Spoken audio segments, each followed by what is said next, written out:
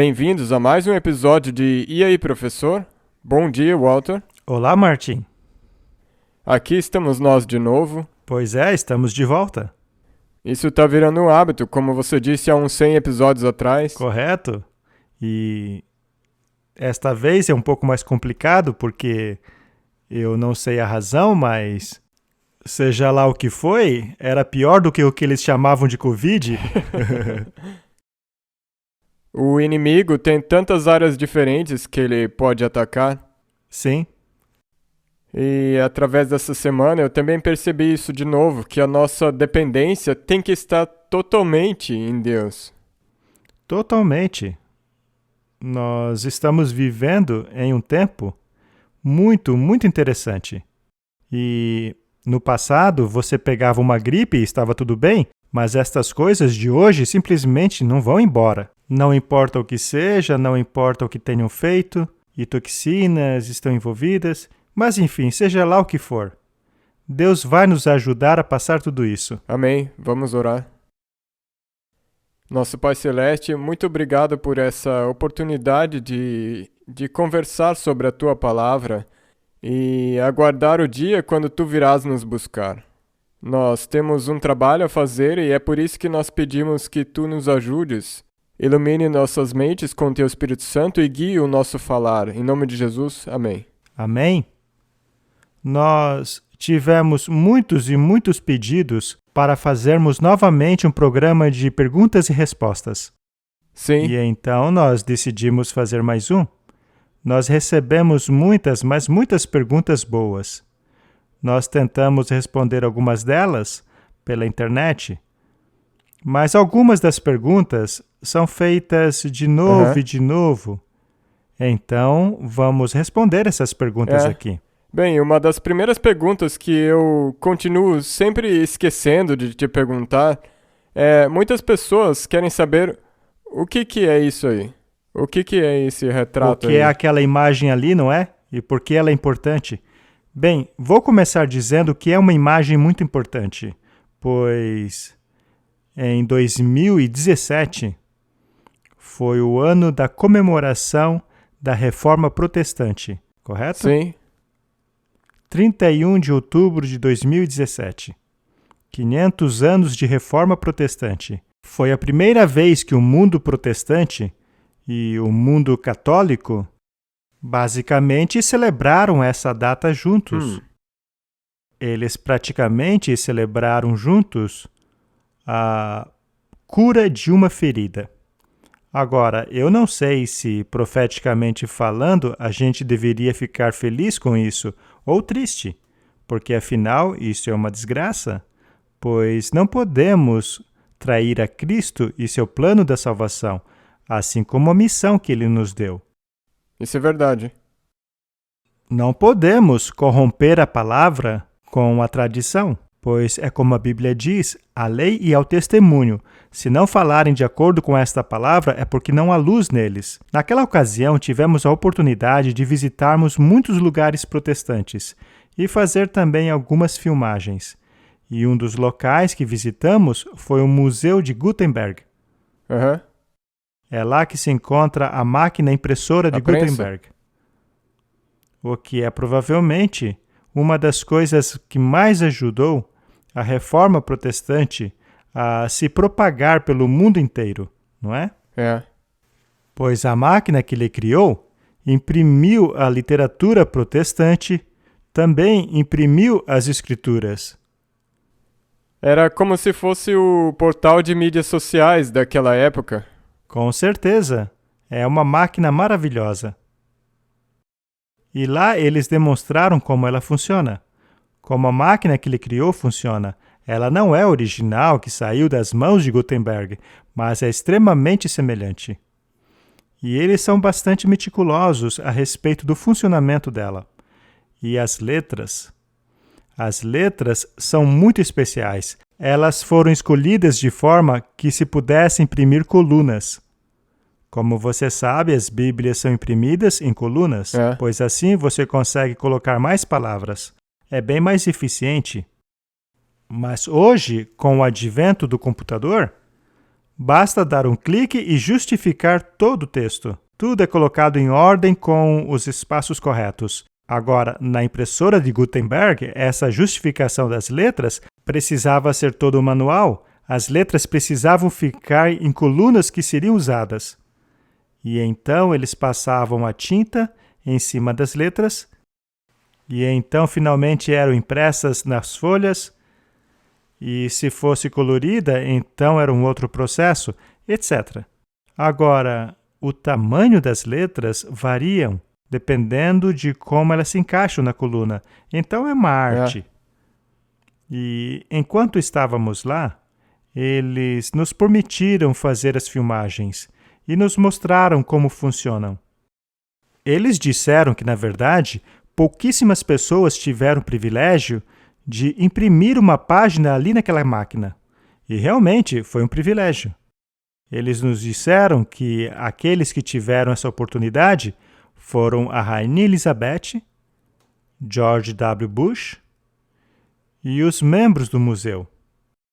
E para nossa felicidade, eles disseram, ok, vamos deixar vocês imprimirem uma. Realmente foi uma coisa muito legal. Essa chance me colocou em um grupo muito pequeno de pessoas, como um presidente, uma rainha, a ter a oportunidade de imprimir uma página. Ela foi impressa em latim e tem as cores vermelhas e preto. Então, de fato, trata-se de um pedaço de papel muito especial. Então é isso aí. A gente moldurou porque ela foi imprimida em uma máquina de Gutenberg. Como eu disse, está em latim. Eu ainda estou tentando descobrir exatamente a origem do que está nessa página, mas eu vou encontrar um especialista em latim para que possamos discutir o que está escrito lá. Mas agora que você faz parte dessa elite junto com a rainha e o presidente... Eu vou perguntar para a rainha. Ou você pode perguntar para o Papa, porque ambos conhecem ele muito bem. Isso foi uma experiência incrível. Uma lembrança a se guardar. Eu não sei se o Papa ficaria feliz a respeito de algo que veio de uma impressora de Gutenberg, já que ela lhe causou problemas há séculos atrás. Eu também estava pensando que você mencionou que a cura da ferida talvez não seja uma coisa tão positiva. Correto? Mas, olhando pelo outro lado, é uma coisa positiva se você considerar quão breve está a segunda vinda. Bem, a profecia vai se cumprir. E este é um dos sinais que mostra como as profecias estão se cumprindo. As filhas voltariam à mãe, e elas estão voltando. Portanto, isso nos diz que o fim do tempo de graça realmente está perto. É mesmo. Então vamos para uma outra pergunta que as pessoas têm feito. E a questão é a respeito de Marcos 1, verso 15. E a questão é, o reino de Deus aqui em Marcos 1, verso 15, se refere ao reino de Cristo que está vindo no nosso tempo? Quando Jesus iniciou seu ministério, ele basicamente anunciou que o reino havia chegado. Mas como o reino havia chegado? Ele estava falando dele mesmo. Ele referia-se a si mesmo, e ele certamente é o Rei dos Reis e Senhor dos Senhores. Você sabe que Satanás havia roubado o reino de Adão e Eva? Sim. Deus tinha dado a eles. Deus havia lhes dado o domínio, mas este foi roubado por Satanás, e ele o usurpou, e a humanidade tornou-se seu escravo. Mas o dono original dela era Cristo, pois foi ele quem criou tudo. Então, no deserto da tentação, Satanás foi finalmente derrubado. Ele foi vencido. Ele é um inimigo derrotado. Porém, ele não foi eliminado. E é isso o que algumas pessoas não entendem. O fato de Satanás ter sido derrotado, junto ao fato de ele não ter sido eliminado, parece estar em contradição. Mas por que Deus não o eliminou? É porque ainda viria um tempo de teste. Um tempo em que a humanidade faria a sua escolha. Os 6.000 anos ainda não haviam sido completados. Sendo assim, Satanás ainda foi permitido continuar com suas atividades. Porém, ele não é mais o representante deste planeta. Não, Jesus é. Eu vi o diabo cair como relâmpago dos céus. Ou seja, a sua posição foi retomada por Jesus. Portanto, a vitória de Cristo foi conquistada ali, no deserto da tentação. Agora, o preço pelo pecado foi pago na cruz. O preço foi pago ali, mas a vitória já havia sido conquistada. Portanto, desde que Cristo começou seu ministério, o reino dos céus já veio sobre os homens. E é disso que se trata. Agora, quando é dito que o tempo foi cumprido, que tempo é esse? O tempo profético. É o tempo profético. E o único tempo profético aplicável aí é o tempo profético Exato. do livro de Daniel. É a profecia das 70 semanas, que diz assim: a partir da promulgação do decreto para restaurar e reconstruir Jerusalém até o Messias. Essa é a profecia de tempo. E esta profecia cumpriu-se exatamente em 27 depois de Cristo. A partir daí, o reino de Deus tem sido pregado diretamente por Deus à humanidade. E, segundamente nisso, as parábolas em Marcos 4 e Mateus, como são essas parábolas como o reino dos céus ou o reino de Deus? Muito bem, vamos ler. Sim, por favor.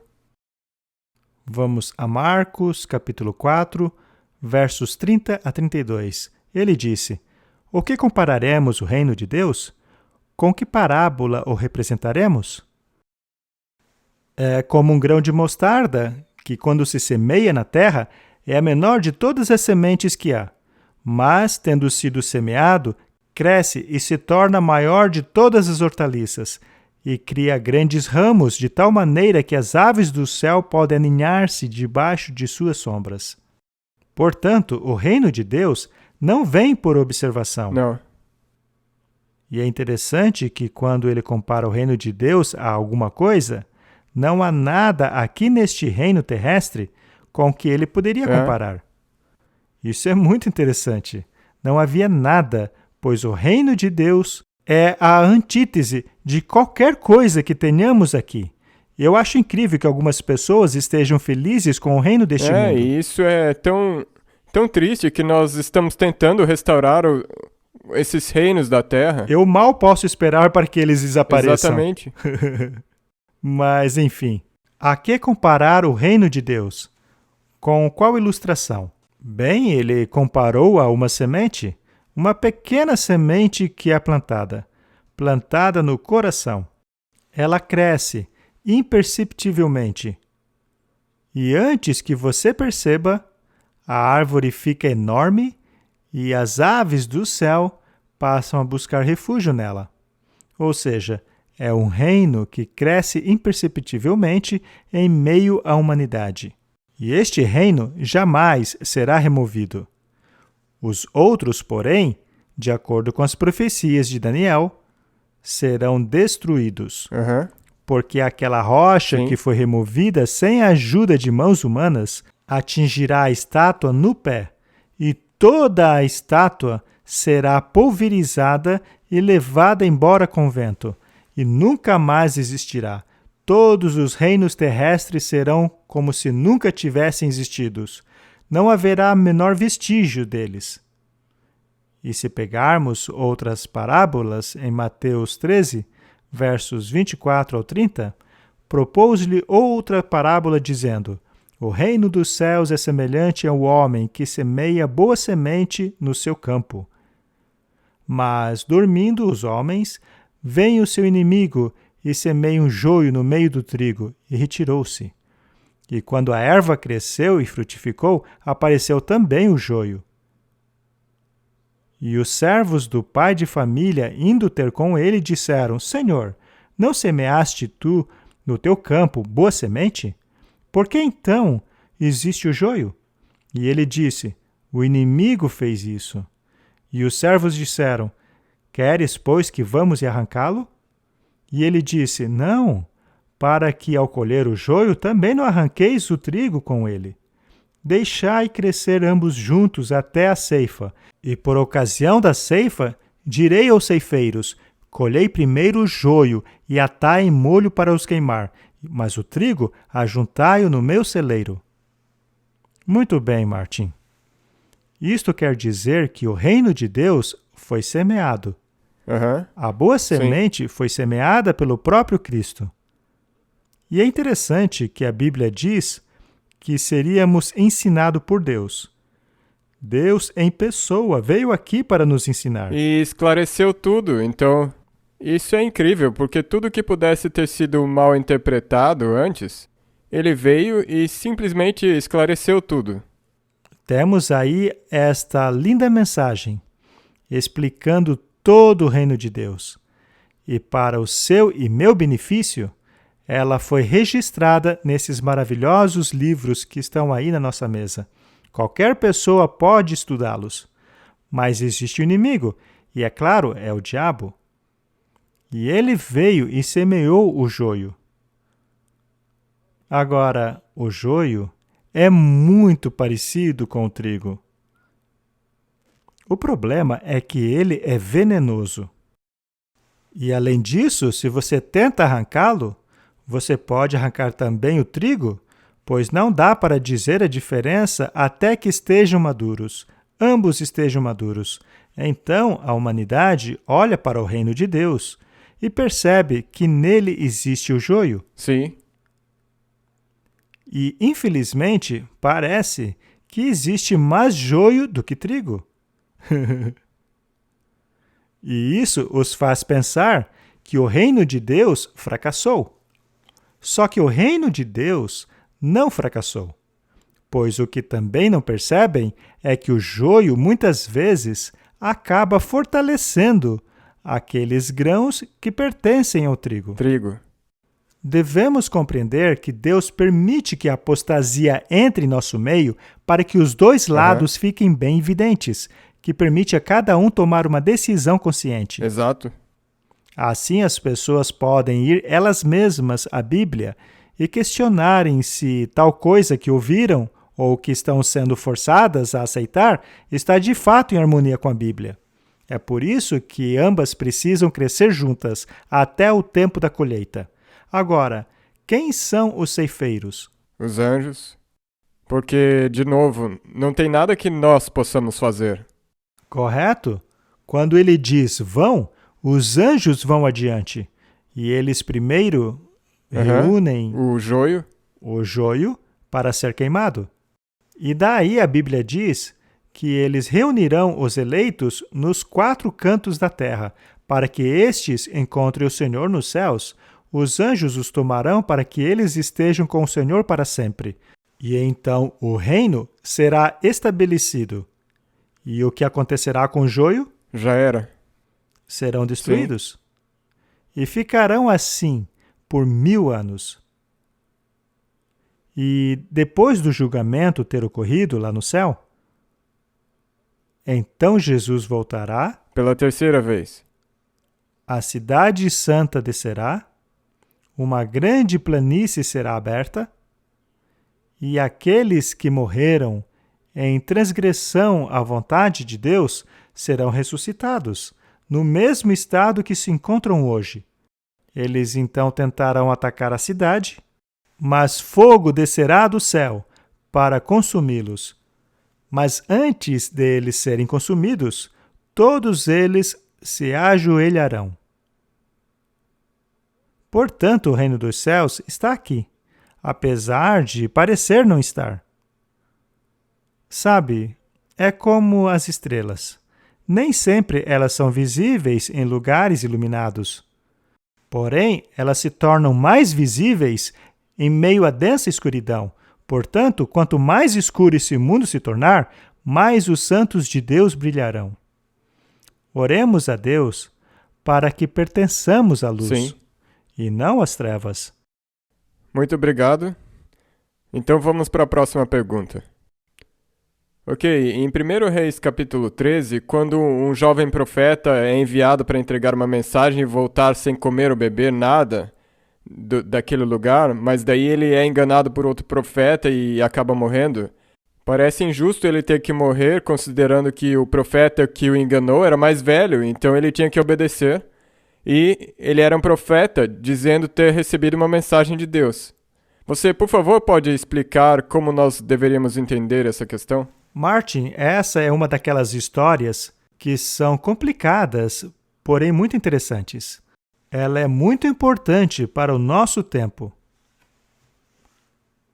Pode ser que alguém, ao olhar essa história, possa achar que Deus foi muito duro ali com aquele homem. Afinal, este jovem profeta havia feito exatamente o que Deus havia ordenado, mas ele não deveria comer nada. Afinal, ele estava entregando uma mensagem para uma Israel extremamente apóstata. E ele deveria retornar sem pegar nada de ninguém. Esta foi a instrução implícita de Deus. Sim. E enquanto ele estava cumprindo tudo isso, todos os critérios necessários, chega aquele outro profeta, dizendo que o jovem profeta não deveria mais fazer aquelas coisas. Ele disse que Deus havia lhe dito que ele poderia segui-lo e comer com ele, etc, etc. E o homem de Deus deu ouvidos a esse profeta e o seguiu. E como consequência disso, ele perde a vida.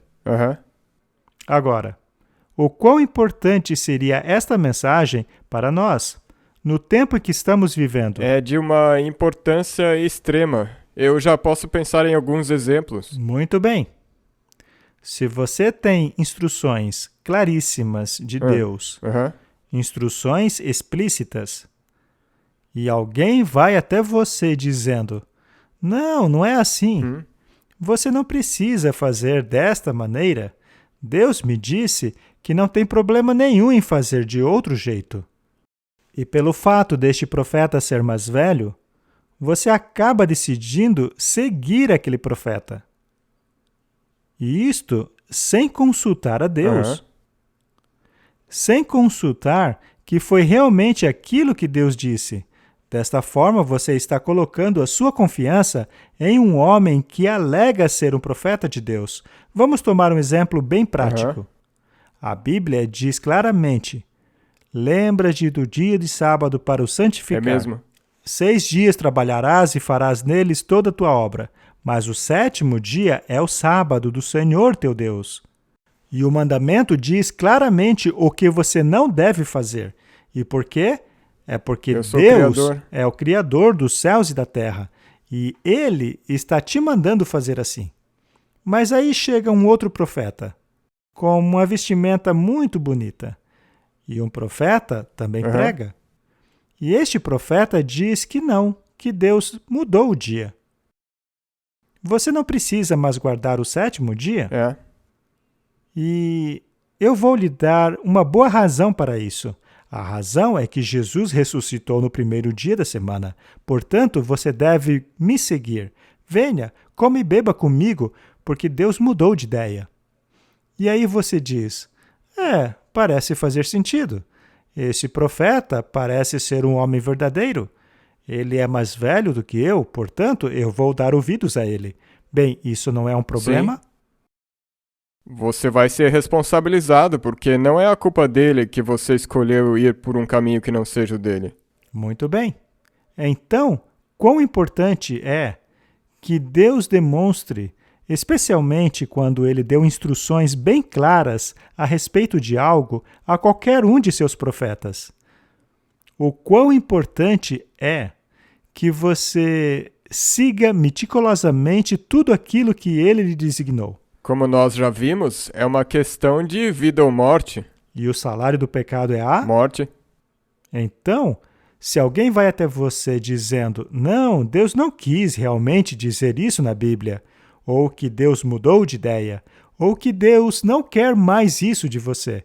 E veja, esta é a terminologia favorita no nosso mundo hoje. Deus não pede mais isso de você hoje. Veja, vamos pegar outro exemplo. Alimentos puros e impuros. 100% a mesma coisa. Alimentos puros e impuros. Não foi dado a Noé uma instrução a respeito de animais Sim. puros e impuros?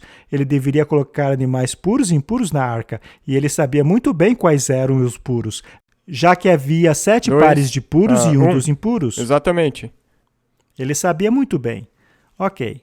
E aí veio a lei levítica. Ela não diz o que é puro e o que é impuro? Sim. Sim, não é? Pedro, depois que ele teve sonho, ele não diz que nunca havia comido animais impuros em sua vida? 100%. E também depois disso ele nunca fez. E ele continuou não comendo. Em lugar nenhum diz que ele passou Não, a comer animais impuros. Porque subiu de volta. O que ele deveria fazer é não chamar nenhum homem de puro ou impuro. Muito bem. E se chegar um profeta dizendo que isso não é mais necessário, pois Jesus já declarou todos os alimentos puros? Sim, e essa mesma pessoa foi e se certificou de que esse trecho fosse incluído em algumas Bíblias. Pois é, nas Bíblias modernas, que são baseadas em manuscritos em latas de lixo. E ele diz que não, Deus não pede mais isso de você. Não é o mesmo que aconteceu ali? 100%. E também, se você trouxer a isso ao que está para vir, quando Satanás se apresentar como um anjo de luz, também dizendo que a lei de Deus não mais é válida porque ele é Deus. E quanto a situações como aquela famosa que aconteceu recentemente em nosso planeta, na qual pessoas diziam que Deus não seria capaz de nos ajudar se não tomássemos isso ou aquilo, somente a ciência poderia nos ajudar nessa questão. Também podemos trazer para a situação atual. E se as pessoas disserem que não, Deus não pode fazer nada para resolver esse conflito entre as nações, precisamos de um mediador. Um mediador terreno, ele sim será capaz de resolver este ou aquele conflito. Sabem, quando Deus diz uma coisa, confie no que ele diz. Não se incline no seu próprio entendimento. Reconheça-o em todos os seus caminhos e ele irá direcionar os seus passos. Esta aí é uma lição extremamente importante, que nos mostra quão meticulosamente precisamos seguir as instruções do Senhor. Exato, e é para o seu próprio benefício, porque algumas pessoas dirão, ok, mas ele é um Deus vingativo. Isso é para o seu próprio benefício, porque se você não confiar em Deus, ele não pode te ajudar. Pois é, mesmo essa semana me fizeram uma pergunta. Pois há certas pessoas que estão trazendo à tona manuscritos bíblicos contendo mais livros, 88 livros agora, ao invés dos números de livros que conhecemos na Bíblia atual. O que eles alegam é que há informações que desapareceram, foram perdidas, a Bíblia antiga já não é confiável, precisamos seguir essa nova. Ora, será mesmo que por 6.000 anos Deus teria deixado com a humanidade um livro não confiável? E de repente, esses gênios maravilhosos conseguiram achar aquilo que eles chamam de verdadeiro? Eu então escrevi àquela pessoa dizendo, se Deus não fosse capaz de preservar a sua própria palavra, ele não seria digno de ser servido. Se por 6.000 anos ele não foi capaz de dar ao seu povo o manuscrito correto, então, por 6.000 anos, ele também não poderia exigir que as pessoas o servissem. 100%. É assim que funciona. Está escrito. Aliás, o que Jesus disse ao diabo quando foi confrontado com ele? Ele começava com as palavras, está escrito. Está escrito? Está escrito. E aquilo que está escrito está neste livro Com aqui. certeza. Este aqui é o Textus Receptus, que eu creio ser a palavra de Deus, e as palavras que estão escritas ali determinam qual é a vontade de Deus. Portanto, não importa qual profeta apareça, quão branca é a roupa que ele usa. Se o que ele diz não está escrito neste livro aqui, ele é um falso profeta. Isso é verdade. E talvez se eu puder adicionar só mais uma coisa aqui, a mesma coisa é válida para um espírito. Se alguma pessoa disser, mas o Espírito me disse isso, mas se não estiver em harmonia com a Bíblia, então você tem o mesmo problema. Prove-me que o que ele diz está em harmonia com a Bíblia. Aliás, você acabou de ler um livro Sim, interessante, o livro não é? Charmed by Darkness, Enfeitiçado pelas Trevas, com a história do Roger Monroe. E você viu como os demônios distorcem uma palavrinha ali, outra palavrinha aqui, e de repente, aquilo que Deus disse na Bíblia não vale mais. E a distorção favorita deles é que a alma não morre. É. A alma é imortal. Essa é a base de todo espiritismo. Mas o salário do pecado é a morte. Deus disse ao casal: o dia em que comeres Certamente do fruto, morrerás. certamente morrerás. Então existe uma grande Sabe, contradição. isso simplesmente prova que Deus é sério no que ele diz. O que Deus disse é o que vale. Portanto, é fundamental que isso esteja registrado na Bíblia. Pode sim parecer uma atitude muito dura, ainda assim é uma lição essencial para nós. Amém? Vamos para a próxima questão.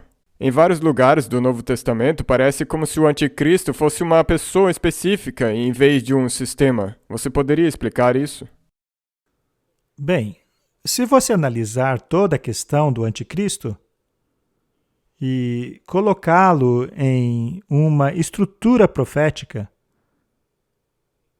então você chegará à conclusão de que não pode ser um indivíduo, já que se trata de um período de tempo de mais de 1000 anos. Correto. Por exemplo, lá no livro de Daniel, o poder do chifre pequeno governou por 1260 anos. Este é um período de tempo muito longo. Paulo descreve o que iria acontecer. Ele disse que um sistema pagão romano precisava acabar para que então o poder do anticristo chegasse. E este poder teria certos atributos. É mencionado lá em Tessalonicenses que ele se assentaria no templo de Deus querendo parecer-se Deus, assim como todos os demais atributos. Agora, em qualquer fase de todo este período, também é representado por um indivíduo. Sim. É por isso que pode se tornar um assunto confuso. Se formos para 1 João 2,18, lemos: Filhinhos, já é a última hora. E como viste que vem o anticristo? Veja, é futuro. É. Isto ainda estava no futuro. Também agora muitos se têm feito anticristos, por onde conhecemos que é já a última hora. Em outras palavras, o espírito do anticristo já estava trabalhando. E se você analisar na sua história, por exemplo, o mágico Simão, que tornou-se um feiticeiro de Nero, ele queria comprar o Espírito Santo. Ele estava praticando o que muitos fazem hoje, ou seja, estavam utilizando dinheiro para obter essa bênção. Agora, este mágico, Simão, tornou-se o chamado Petra, a rocha. A pedra, sim. Simão, a rocha. Portanto, quem foi o verdadeiro fundador do sistema do anticristo? Foi Simão o mágico ou Simão o Pedro? Só pode ser Simão o mago. Simão o mágico? E o sistema que surgiu dali foi o sistema que fingia ter um manto do cristianismo, mas, na verdade, estava utilizando feitiçaria. Assim, muitos anticristos atuaram ao longo de grandes períodos, mas a favor de um sistema chamado anticristo. E o que significa a palavra anticristo? Significa no lugar de Cristo. Ok. A palavra anti pode significar contra e também no lugar de. Na maioria dos casos da Bíblia, significa no lugar dele. Portanto, essa pessoa se coloca como Deus. Ele toma o lugar de Deus. 1 João 2, versos 22. Quem é o mentiroso senão aquele que nega que Jesus é o Cristo? Este é o anticristo, aquele que nega o Pai e o Filho. Portanto, se alguém alega que Jesus Cristo não é o Messias, então essa pessoa é anticristo. Isto é óbvio, mas você não pode somente pegar um desses atributos isoladamente, não é mesmo? Não. Todos eles devem trabalhar juntos. Então, se pegarmos o capítulo 4, verso 3, lemos: E todo espírito que não confessa que Jesus Cristo veio em carne não é de Deus. Tal espírito não é de Deus. E este é o espírito do anticristo, do qual já ouvistes que há de vir e eis que já está no mundo. Muito bem. Parece que isso nos aproxima de Roma, não é? Então, de novo, todo espírito que não confessa que Jesus Cristo veio em carne não é de Deus. Agora, as pessoas vão dizer que o mundo religioso, que o mundo católico, reconhece que Jesus veio em carne.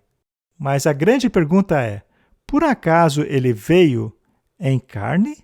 Teria ele vindo aqui embaixo a fim de encontrar-se conosco?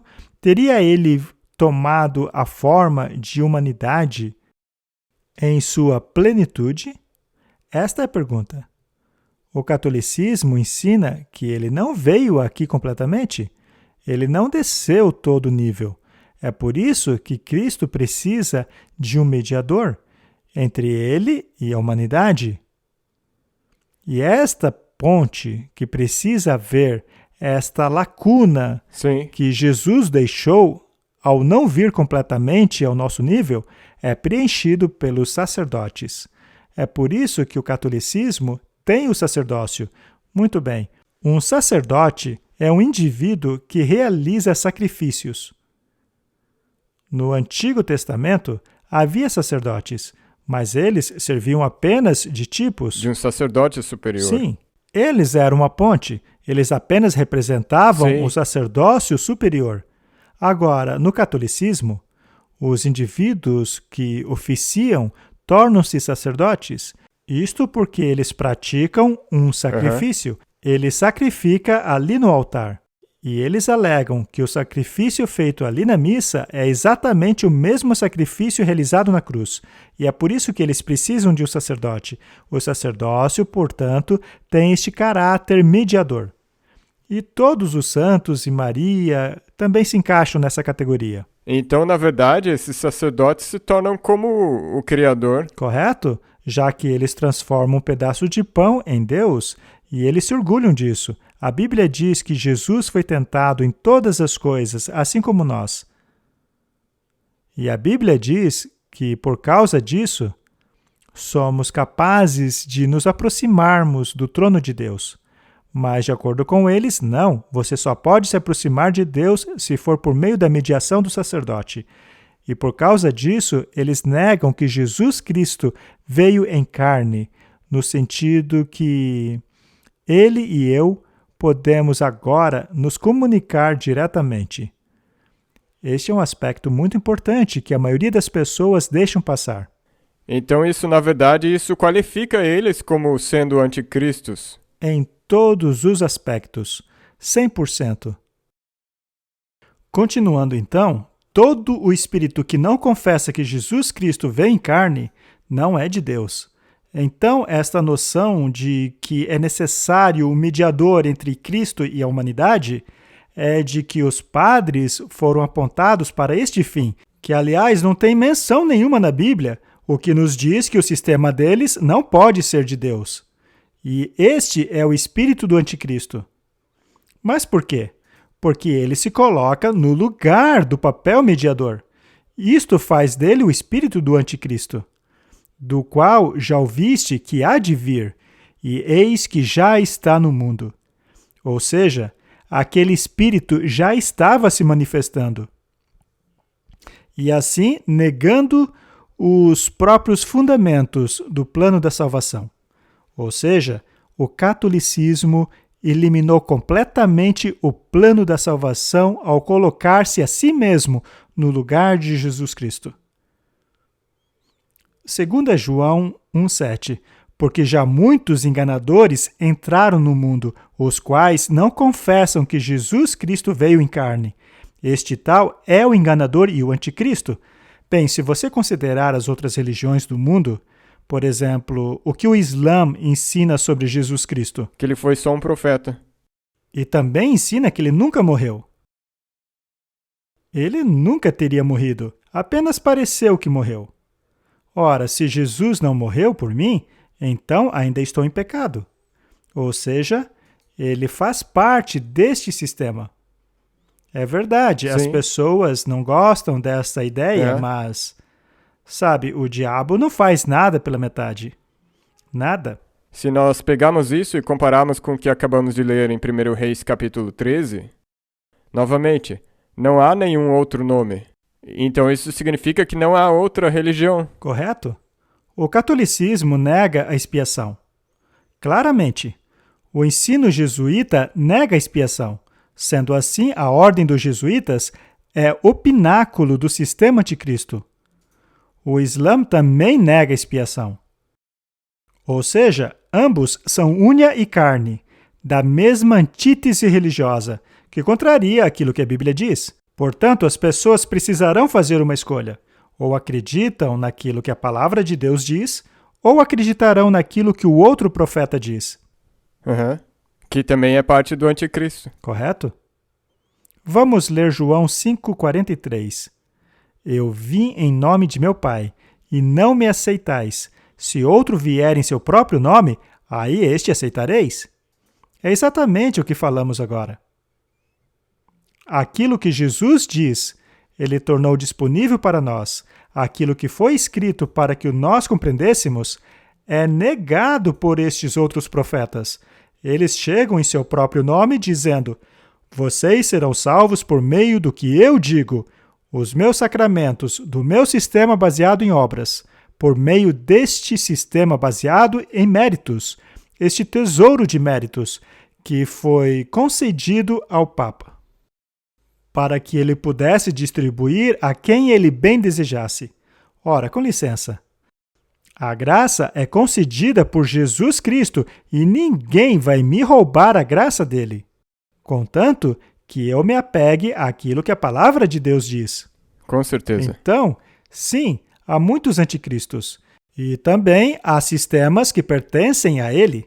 Porém, há apenas um sistema do anticristo que possui o objetivo de chamar-se a si mesmo oficialmente de representante de Jesus Cristo. Verdade. Muito obrigado. Vamos para a próxima pergunta.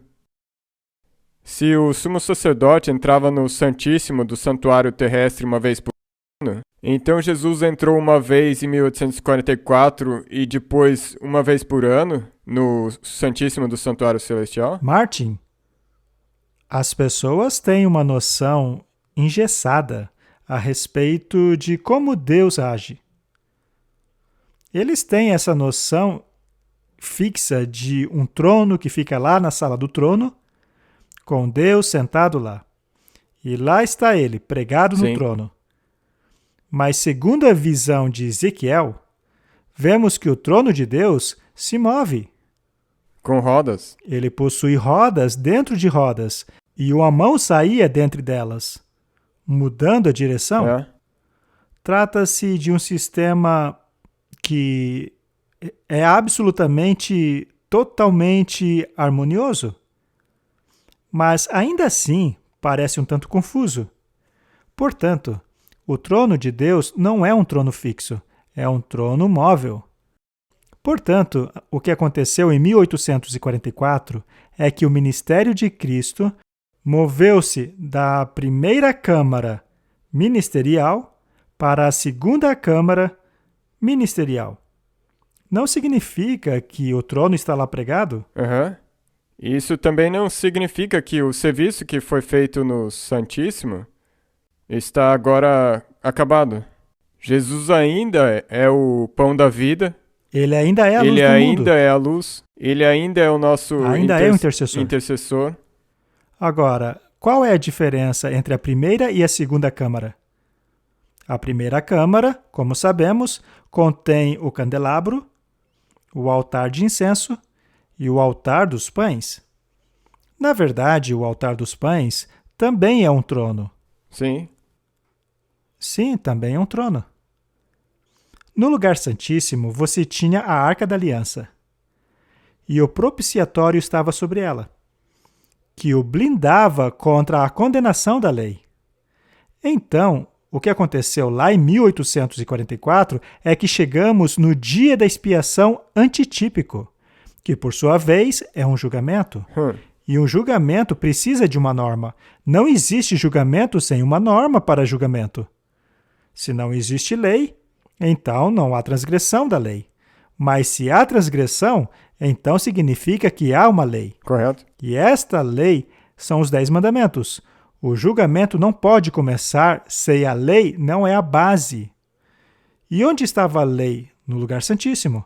A lei havia sido quebrada, a lei nos condena à morte. Portanto, precisamos do propiciatório para nos blindar dessa condenação. E quem seria ele?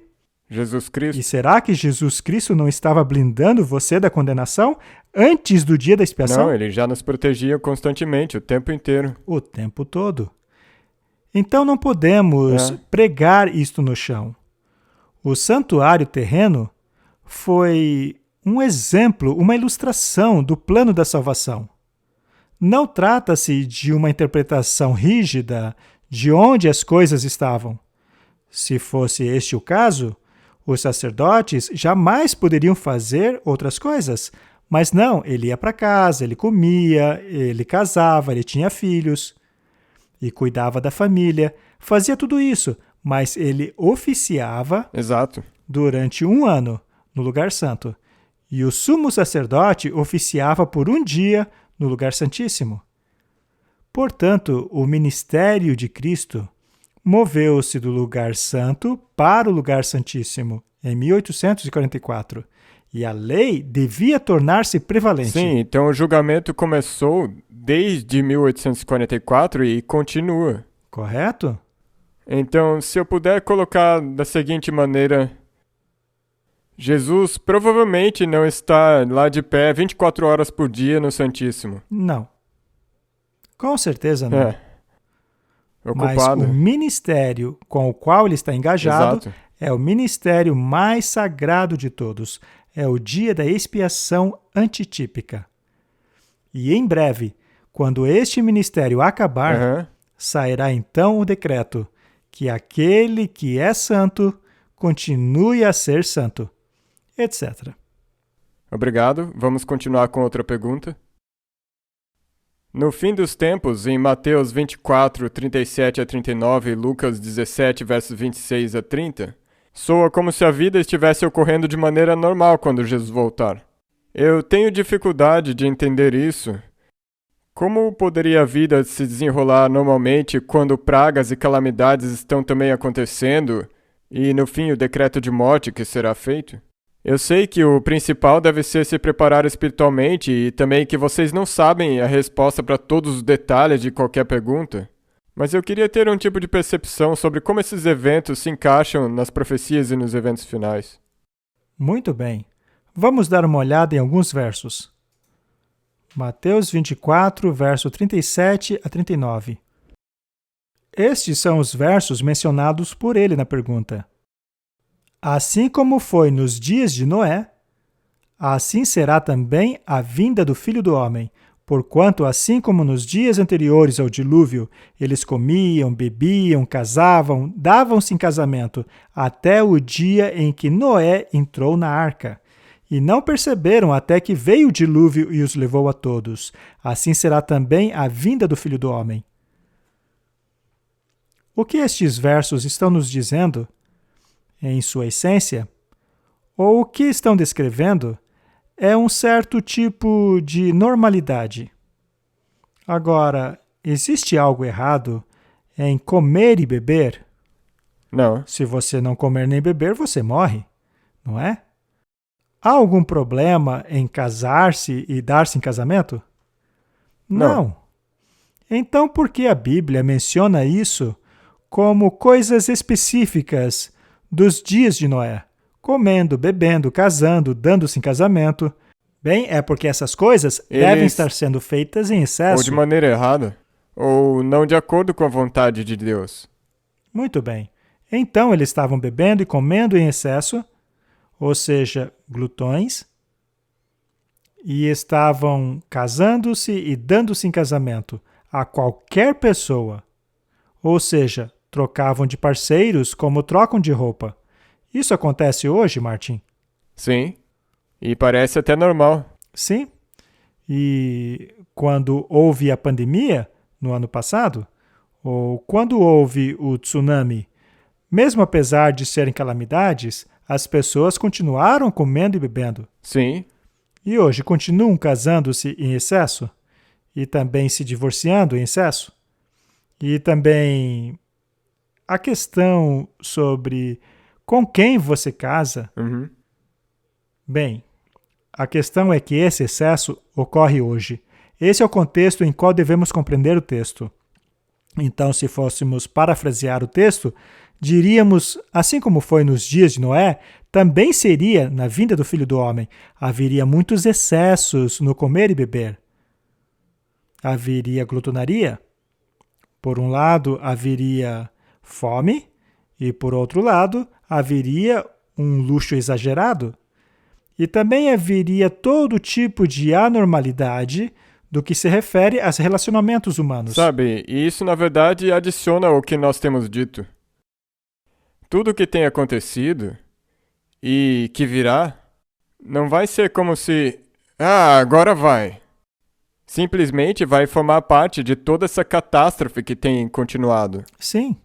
E se formos ler a mesma história em Lucas 17, versos 26, lemos assim: E assim como foi nos dias de Noé, também será nos dias do Filho do Homem. Eles comiam, bebiam, casavam-se, davam-se em casamentos até o dia que Noé entrou na arca e veio o dilúvio e os consumiu a todos. Portanto, haverá uma destruição total, por causa dos excessos deles, mas aí ele dá um pouco mais de detalhes. E como também, da mesma maneira, aconteceu nos dias de Ló. Comiam, bebiam, compravam, vendiam, plantavam, edificavam. Mas no dia em que Ló saiu de Sodoma, choveu do céu fogo e enxofre e os consumiu a todos. Agora vem uma pergunta intrigante. Por que ele mencionou Ló? Porque tem uma outra parte da apostasia que vem com isso. Porque há um aspecto novo ali na história dele.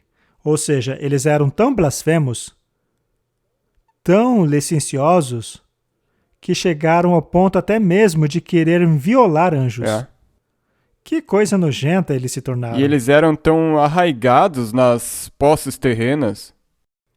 Parece ser até mesmo com leis e regras que estão se estabelecendo hoje em dia, no mundo todo.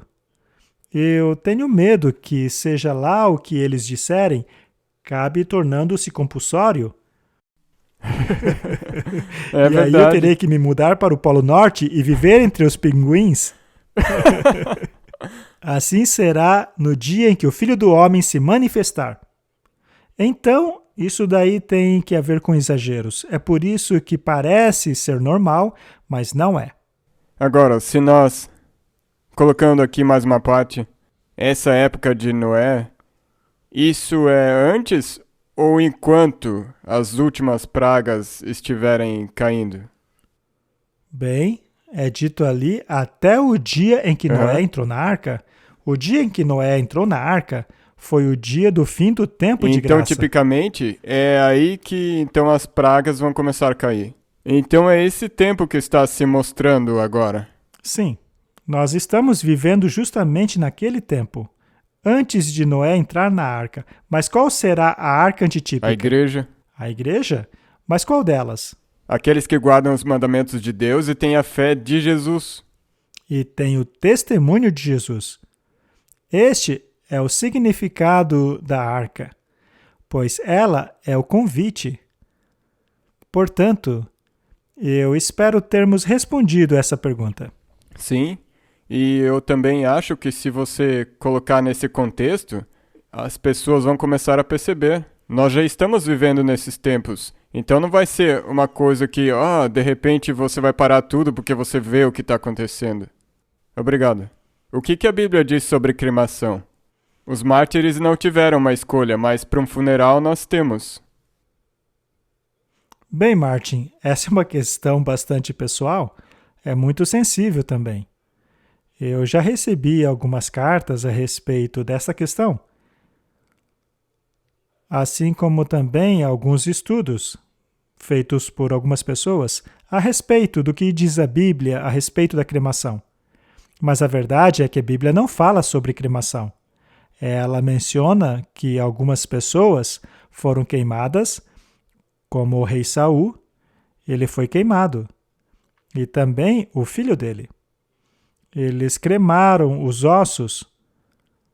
Agora, será que o filho dele, o Jonatas, foi salvo ou perdido? Provavelmente salvo. Pois é, Jonatas foi uma pessoa boa. E aconteceu dele ter morrido naquelas circunstâncias. Se a cremação fosse mesmo um problema, como costumava ensinar o catolicismo, veja, o catolicismo era contra a cremação, porque assim você não seria encontrado quando Jesus voltasse para ressuscitá-lo. E por essa razão, os inimigos da igreja eram cremados. Wycliffe, por exemplo, foi exumado para que seus ossos fossem cremados e as suas cinzas jogadas no rio. Isso significa então que todos os mártires que foram cremados estão perdidos? Ora, é claro que não. Mas, de fato, a Bíblia fala bastante sobre enterros. Desde o início, você vê a Bíblia mencionar sobre locais de enterro, vemos essa preocupação com Abraão e quão meticulosos eles eram em guardar os seus mortos nas sepulturas. Até José pediu que seus ossos fossem tirados do Egito de volta para Israel. Correto. Algumas questões aqui. Seria Deus dependente da matéria física da qual eu e você consistimos a fim de nos ressuscitar? Não. Muito bem. E quão frequentemente você muda o material físico do qual consiste durante a sua vida? Eu acho que talvez cada ano. A cada 8 meses, nossas células são totalmente renovadas. Então, daqui a 8 meses, estaria olhando para um outro Martin. Numa versão um Sim, pouco mais velha. Cada mineral e componente de que você é feito terá sido alterado. Essa renovação é constante. Então, biologicamente, quem é você? E de qual parte de você Deus depende para ressuscitá-lo? Do caráter? Sim, Ele está interessado no seu caráter e Ele lhe dará um novo corpo. Um corpo completamente novo. Como ele se parecerá, nós descobriremos. Mas, cientificamente falando, qual seria a diferença entre a decomposição convencional e a cremação? Cientificamente falando, é o mesmo processo, só que acelerado.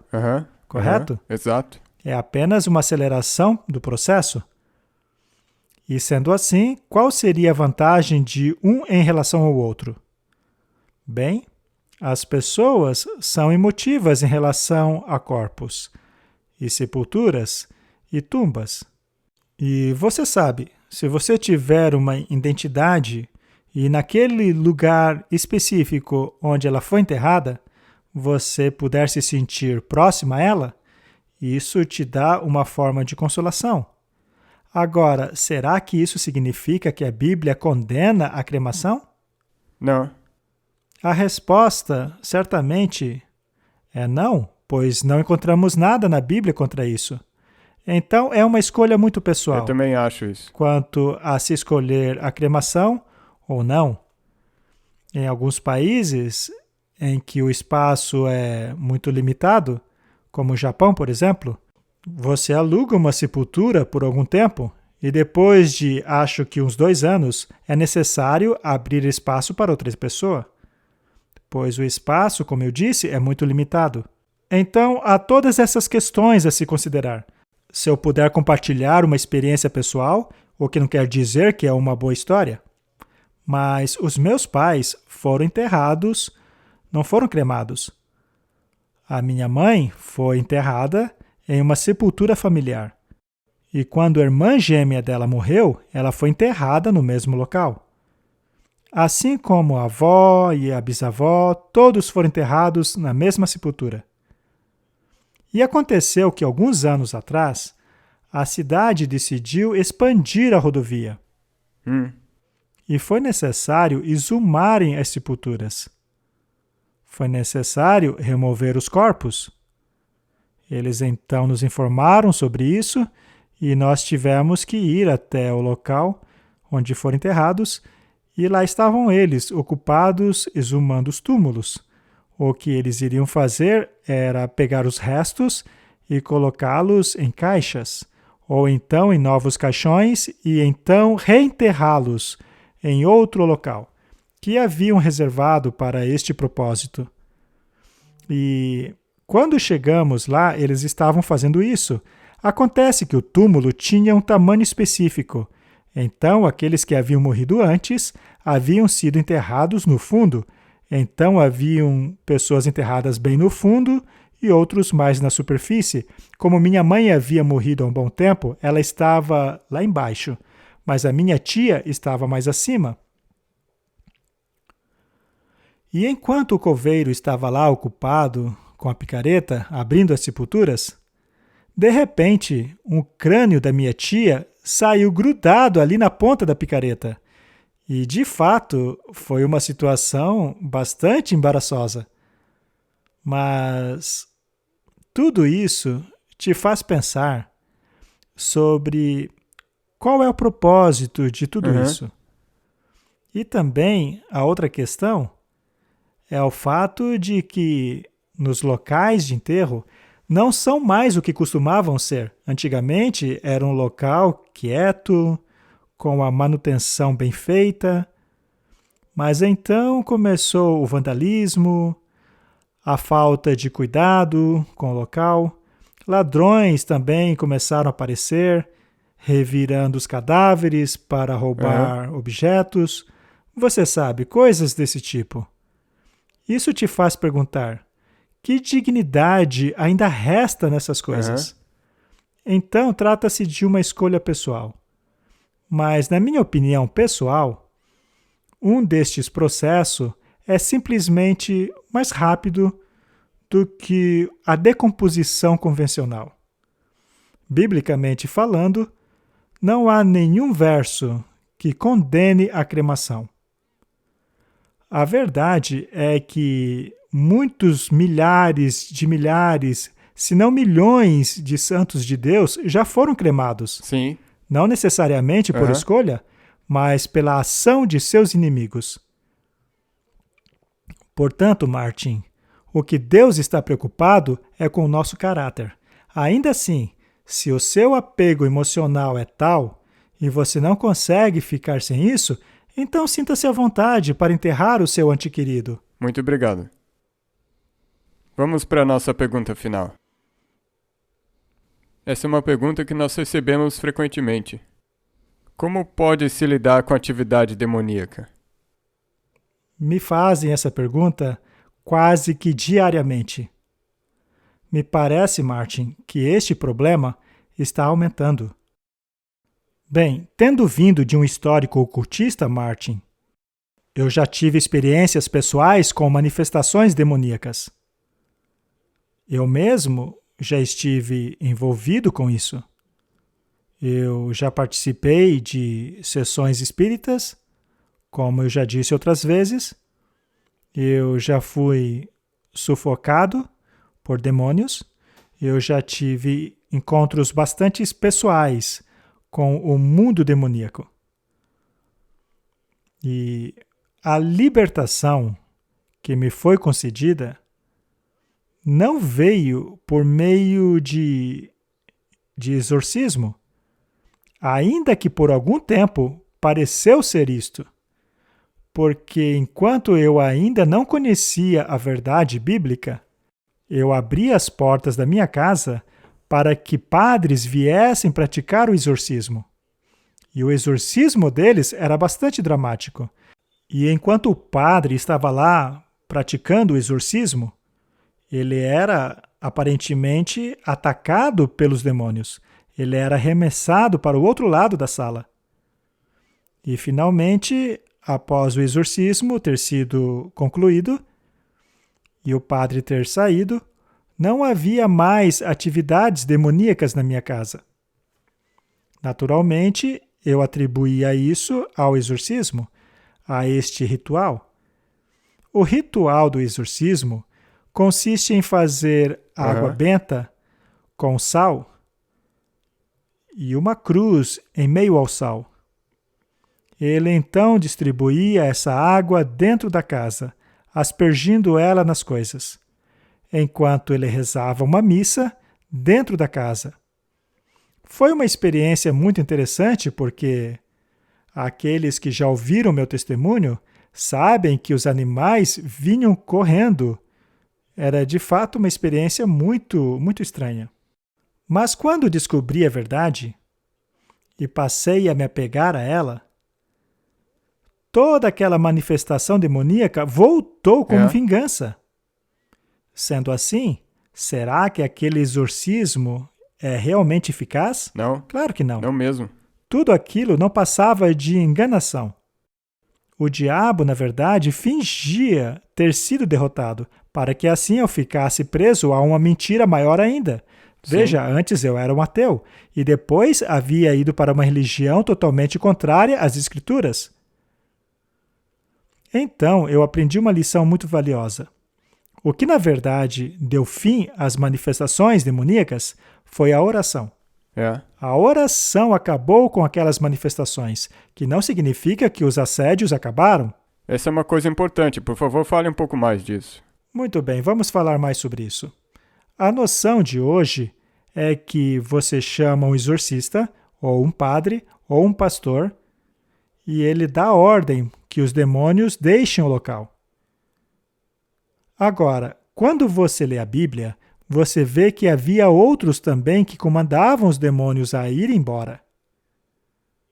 E os demônios responderam a ele: a Jesus eu conheço. Mas quem que é você? Paulo, eu também conheço. Mas quem é você? E os homens eram espancados. Portanto, a palavra mágica não é uma porção mágica. Há um monte de gente por aí ordenando a expulsão de demônios em nome de Jesus Cristo. É como uma religião do empoderamento, pois o poder, neste caso, está em você. Mas o poder nunca está em você.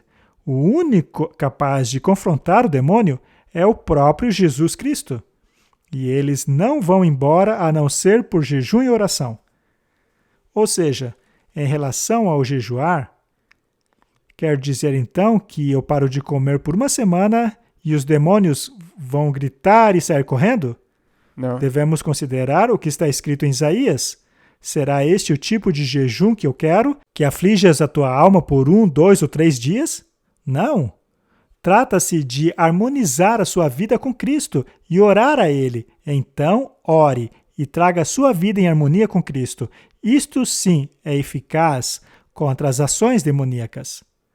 Então, quando as pessoas me perguntam como lidar com manifestações demoníacas, eu imediatamente pergunto se a vida delas está em ordem. Existe alguma influência que você está deixando entrar na sua vida, como por exemplo a mídia, que pode estar abrindo essa porta? Aonde está a brecha?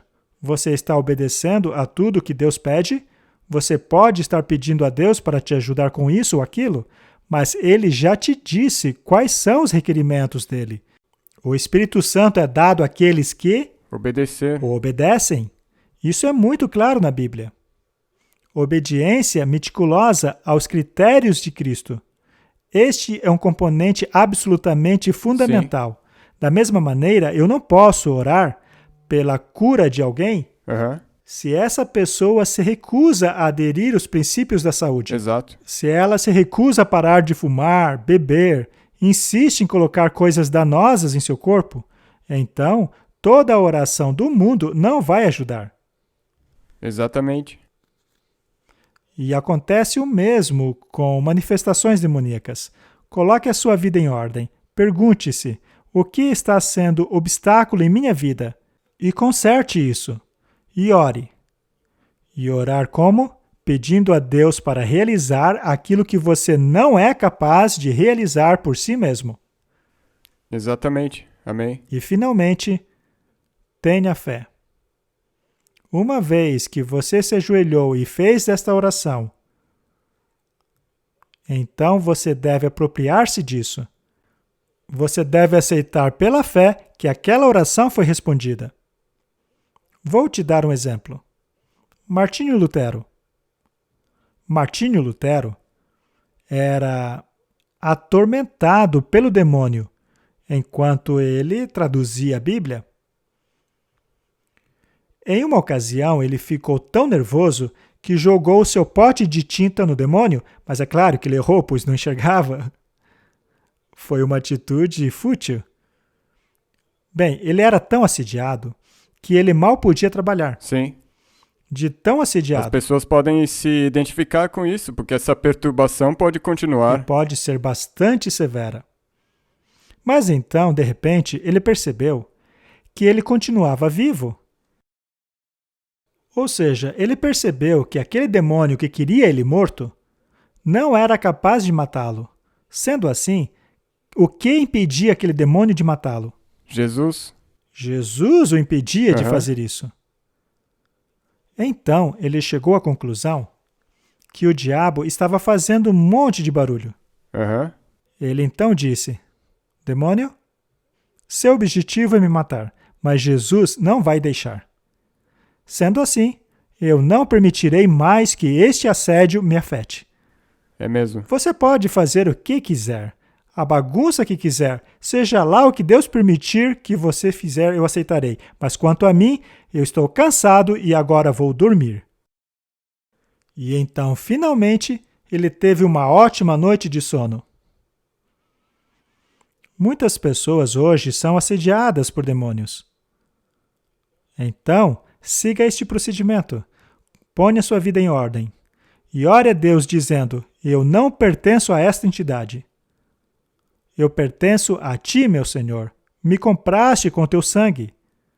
Por favor, Senhor, ordene a esse demônio que vá embora e me deixe em paz. É. E então agradeça ao Senhor pelas suas bênçãos e aceite pela fé que a sua oração foi ouvida. Diga a si mesmo: o meu Deus não é surdo. Seus ouvidos não são moucos, para que ele não possa me ouvir. O meu Deus não me ignora.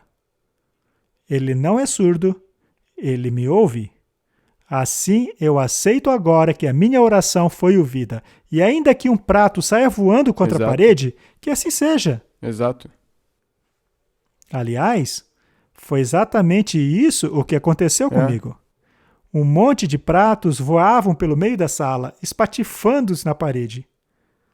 Mas então, de repente, havia total silêncio. A mesma coisa já aconteceu com Roger Morneau, como nós já mencionamos. Eu recomendo a todo mundo a adquirir o livro Enfeitiçado pelas Trevas. Leia, porque ele teve uma situação muito parecida com a sua, e ele eventualmente passou a lidar com isso através da oração. Sabe, tem um trecho do Espírito de Profecia que diz: nunca haverá um tempo em que a sombra infernal de Satanás não escurecerá o seu caminho.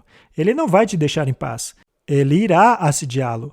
Ele fará a tua vida tão difícil quanto ele puder. E você poderá fazer a pergunta: por que eu, Senhor? Mas esta é a pergunta errada. Por que não? Afinal, por que Jesus teve que passar por isso, seus discípulos passar por isso, e todos os outros, e justo você, ser poupado de todo o assédio? Mas Deus prometeu que você não será tentado além daquilo que pode suportar. É aí que entra a fé pura e simples. Portanto, para se livrar das manifestações demoníacas, faça o que é certo, deixe nas mãos de Deus, ore a Ele para que Ele resolva e, pela fé, aceite que Ele ouviu e continue com a sua vida. Aí sim o diabo fugirá de você. Amém. Você pode orar para nós? Claro. Querido Pai, vivemos em tempos muito conturbados. Precisamos de fé. Ajuda-nos a cultivar a nossa fé, para que não importa o que aconteça conosco, não importa o que aconteça ao nosso redor, não sejamos abalados. Ajuda-nos a apegar-nos à rocha. Em nome de Jesus, amém.